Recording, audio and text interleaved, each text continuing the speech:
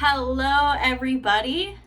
Long time no see. I have been on a hiatus, so welcome back to Girl vs. World.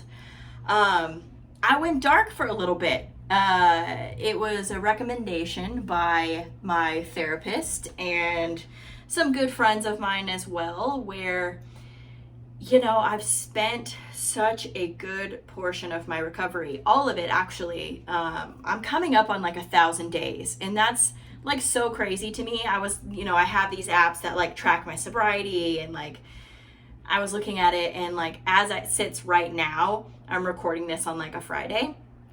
I'm like 982 days sober from drugs and alcohol, and that's like so crazy to me. Anyway, so I've been sharing so much of my life, like all of it. And at the end of the day, like that shit is exhausting.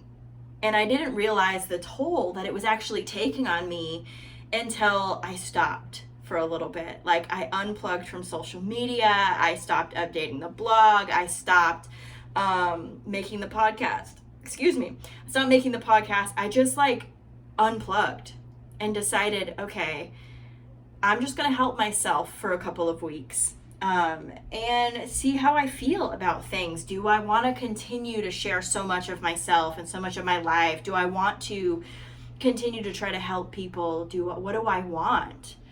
I'm in a place in my life now where I can like actually make those decisions again, because I'm no longer in survival mode. I have a podcast episode that's called Survival Mode. And if you don't know what this is, it's a mode that we often get into to literally survive. Like, I'm talking about you're running out of money, you're an addict, and you're just doing drugs or alcohol to like keep yourself even, or you're fighting, mental illness, or you're in an abusive relationship, going through trauma in the thick of it, in the serving world. It's called in the weeds. But for us, I call it survival mode. It's like you adapt these certain attitudes and behaviors and trauma responses just to survive. And before I got sober, that's where I was. And even well into a full year into my recovery, I was still in survival mode, like trying to figure stuff out and trying to, trying to live, just trying to survive day to day and not drink, right? So now I'm in a place where I don't have to do those things anymore, and I decided to take a break. So I've been doing that. I've been, a lot less visible on social media. I haven't been making podcasts or blog posts, and just simply existing. I'm a pretty busy person. Like, I have a full-time job. I have extracurricular activities that I do. I've been taking like hot yoga and spin classes and doing all of these things, and therapy and AA, and the list goes on. And I just needed to take some time for myself. And actually, while I've been gone, I was part of this like 10-week codependency support group, and we met on Fridays, and I was really, really resistant to this idea of being codependent, because I had worked so hard to become independent, and what I thought independence was, like, you can still be independent and also codependent at the same time. Or you can kind of like feel like you're being independent, but actually you're codependent.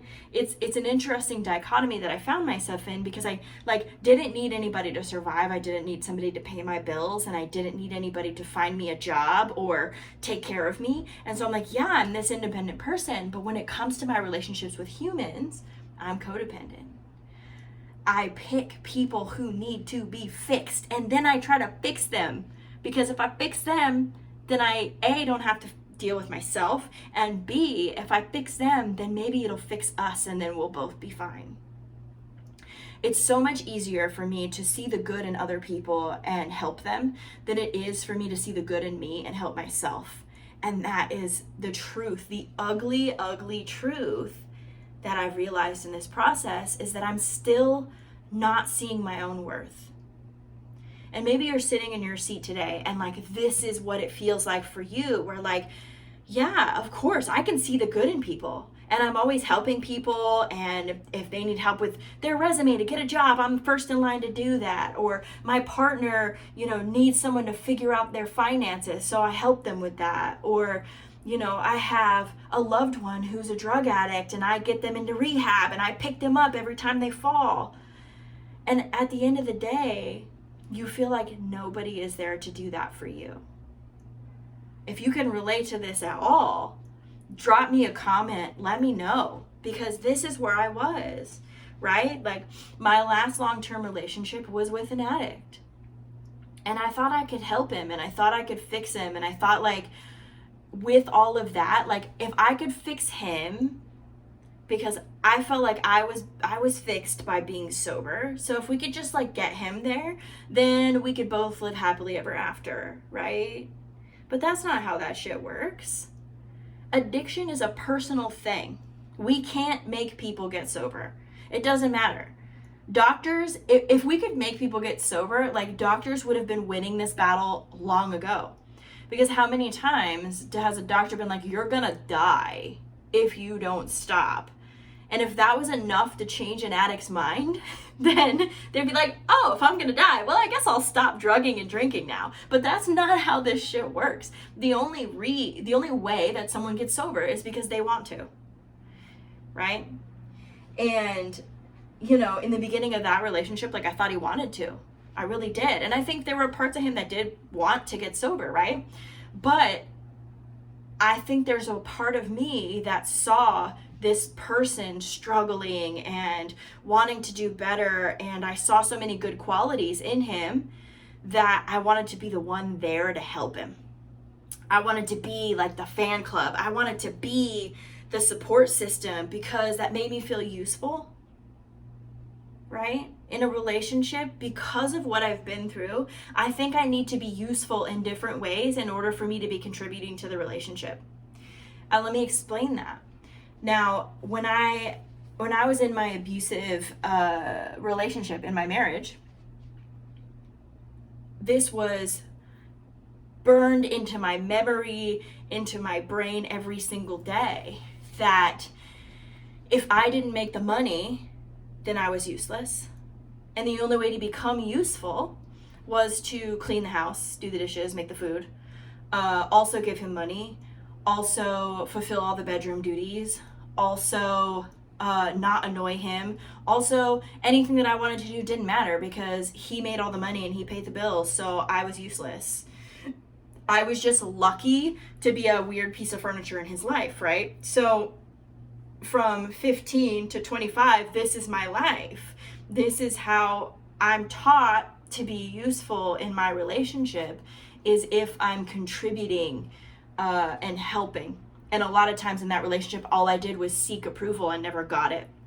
So in my relationships moving forward, I started to pick people who needed help and who I thought I could help them. And that was how I was seeing myself as being useful in the relationship. And that's a really tough thing to combat, because you're literally picking a person you can't help. That's not to say that like there are relationships out there where, the person has gotten sober and stayed sober under your watch. And you're fucking lucky, dude. You're fucking lucky that it worked for you. And like, God bless you for sticking through it and like,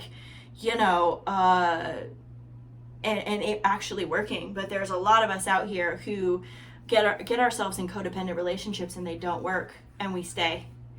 We stay because now we've invested so much that we just want to keep investing until it pays off. But it's never gonna pay off. That's the thing, right? Like in those types of relationships, they don't pay off.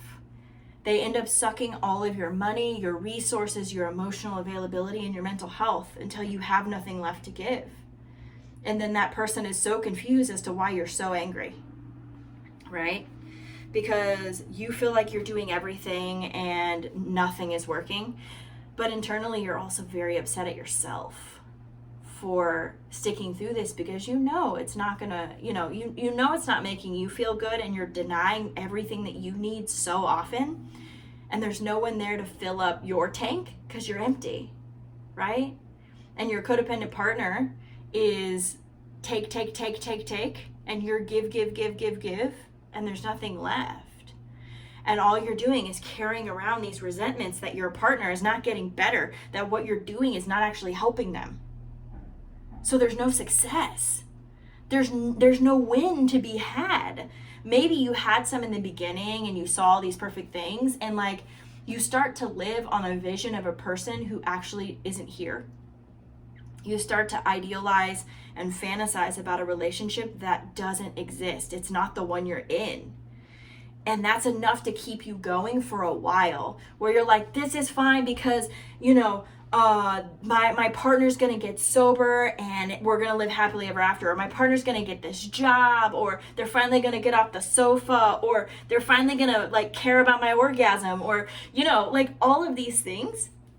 And you can survive off of that in your head. It's a crazy thing, but like think about how you used your imagination as a kid and you created entire worlds that you lived in. You're still doing that as an adult. It's just in a different form. And if you can catch yourself doing that, it's great to fantasize, but you can't future trip. You can't future trip in a relationship. You have to date what they are right now. You have to love the person for who they are right now, as if they're never gonna change. Because when you future trip and you love the person and potential of what that person can be, if they never reach it, you're never gonna be happy with that person. And you're always gonna try to change them. And you can't change anybody. You can change yourself, but that's it. That's the only thing you have control of. That's the only thing that you can actually do. And it's hard. And so I went through this 10 weeks of codependency therapy, like deep, intensive shit. Read this book. It's based on this book, Codependent No More, by Melody Beatty. Apologies for mispronouncing your last name. But so this is like one of the main books about codependency, and I was really resistant to it, and I start reading it and I'm like, well, shit, this is me. All right, I'm codependent. All right. I am codependent. Now what? And in the 10 weeks, it was just kind of like exploring, now what? Now that I've identified it, now that I'm willing to admit to myself that I have this problem, how do I change it?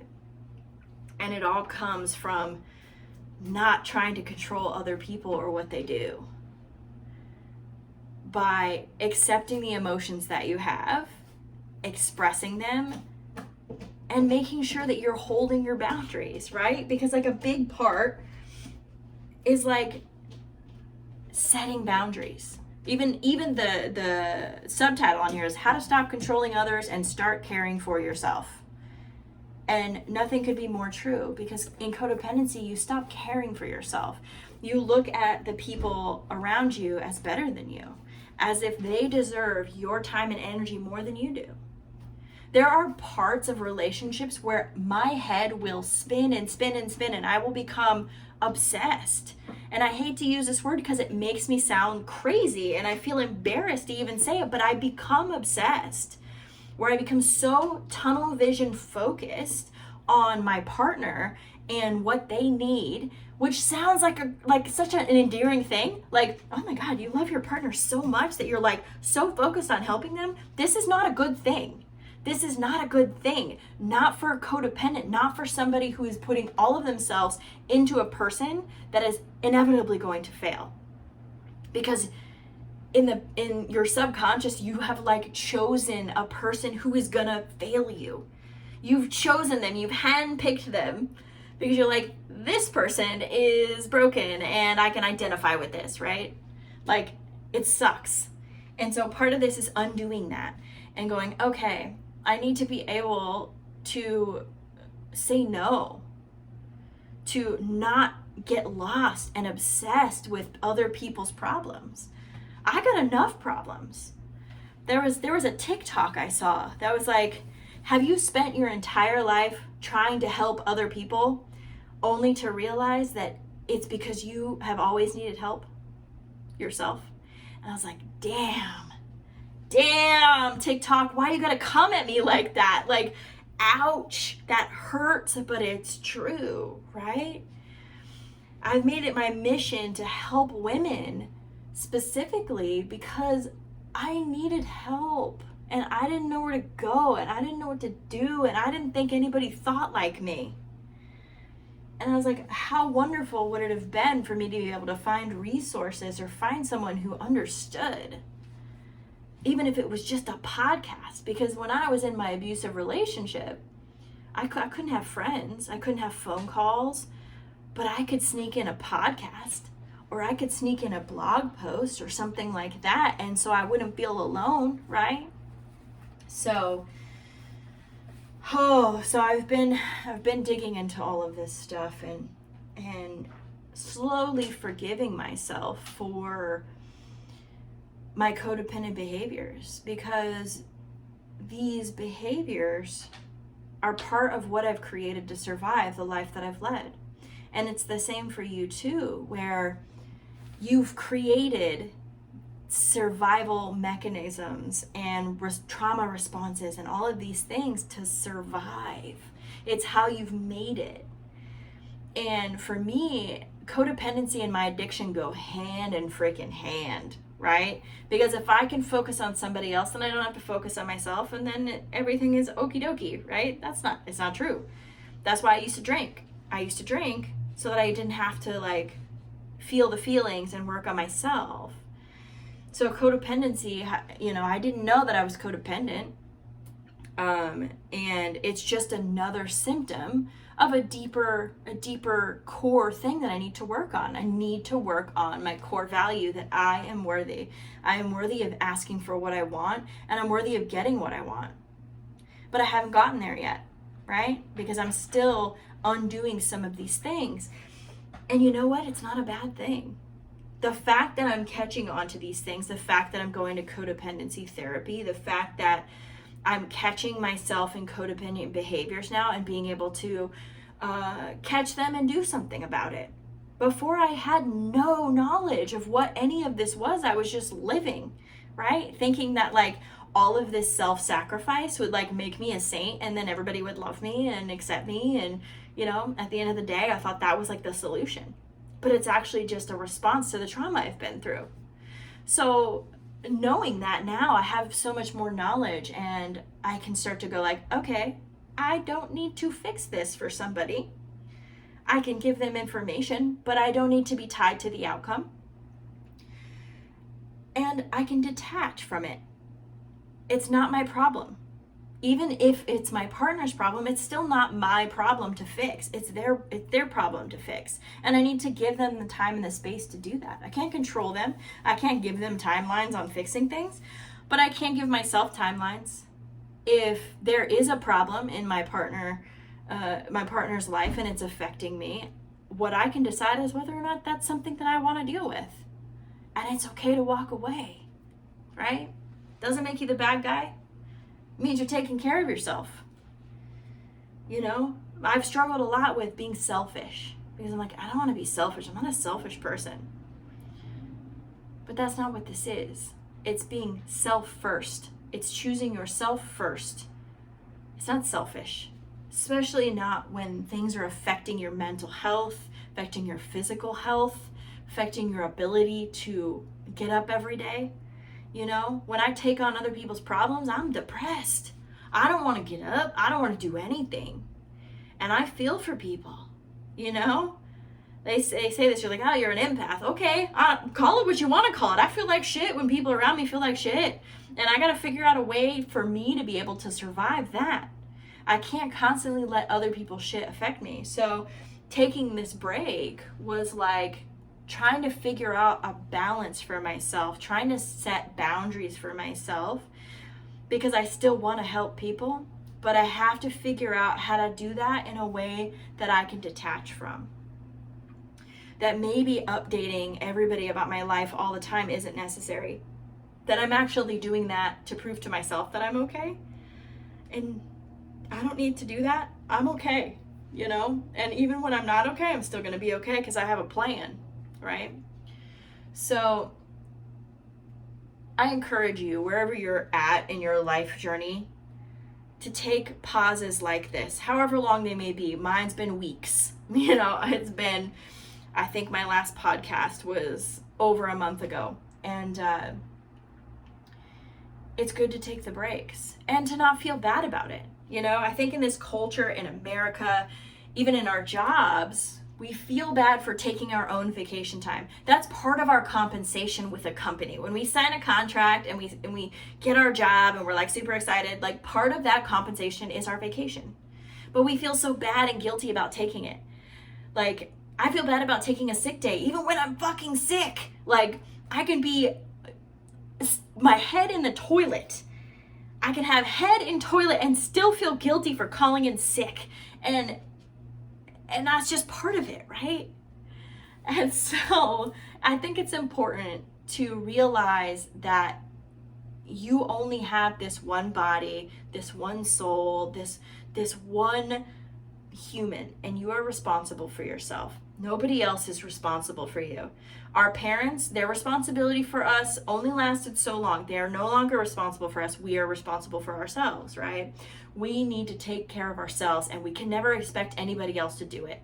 As a codependent, we take care of everybody else and expect somebody to take care of us, and nobody ever does, because those people are out there taking care of themselves and serving their own interests like they should be. That's why they pick us. That's why they love to be with us, because we will give them everything until we have nothing left. That's attractive. And like, the crazy thing is we're also looking for that in a person, but we choose people who can never give it to us. Right? It's like, you look at the various attachment styles, and like, if you're an anxious attachment, sometimes you pick the person that's like totally emotionally unavailable. So it just activates your anxiousness all the time. And that can feel exciting. That's like a roller coaster. And then when you get into a relationship with someone who's secure, then you're like, oh, they don't like me because there's not this roller coaster. Like, I'm so used to chaos and passion. And like, you equate it to what a relationship should be. That when you're with someone secure and you don't have that, you're like, there's nothing here. There's no spark. There's no spark. We don't have it. It's wild. It's wild when you start to go down these roads, which I have been going down for weeks now. Needless to say, I'm here to encourage you today to take breaks when you need them. Take your vacation time. Even if you just take one day off to just detach. I'm trying to learn how to detach. Even that doesn't even mean taking vacation days. That just means, okay, when work is over, detach from the computer. Close it, put it away. Like, even just simple stuff like that. Or like, if my partner is over, cell phone is put away, detach from the devices, detach from, the various things that are keeping you distracted. Detach. Learn how to do that. Now, that doesn't mean that you're detaching emotionally from everybody and everything, that you're just like becoming this distant human who doesn't care about anything. Detaching from, like your work just means that you're stopping that for today. There's nothing wrong with that. You don't have to keep working. Your hours are 9 to 5, stick to 9 to 5, then detach, right? If your partner comes to you with a problem, let's say you're with an addict and they're trying to get sober, you cannot be attached to the outcome of whatever they decide to do. If they decide to keep using, there's nothing you can do about that. If they decide to get sober, there's nothing you can do about that. It's their choice. It's their outcome. It's their life. You can't do anything about anybody else's life. We can guide them. We can give them advice. We can try and help. But like, at the end of the day, it's going to be up to them. And it's going to be up to you to hold your boundaries and take care of yourself. If you don't take care of yourself, nobody else is. And at the end of the day, that's what I've learned, is it's always come down to me. When I got divorced, it came down to me. When I moved out to Hollywood, it came down to me. When I decided to get sober, it came down to me. I have always been here for myself. Even in as many fucked up ways as that has represented, I am someone I can rely on. Because I'm here. So Look at yourself as your biggest ally. You want to be loved the right way? It starts with you. You got to love yourself the right way. You want to make more money? You need to do that. You want to be more of a spiritual person? You have to do that. You want to be more fit and athletic? You got to do that. It's all you, baby. That's it. You got you. You have these other people in your life, your kids, your partner, your parents, your family, your friends. But at the end of the day, it's going to come down to just you. Your support system matters, don't get me wrong. But you are the person, you are the one you can trust. You are the one that'll take care of you the way that you want to be taken care of. You are the one who will love you for the rest of your life. So work on that relationship, because that is the most important one. When you have that solid, then you can start to branch out and help other people.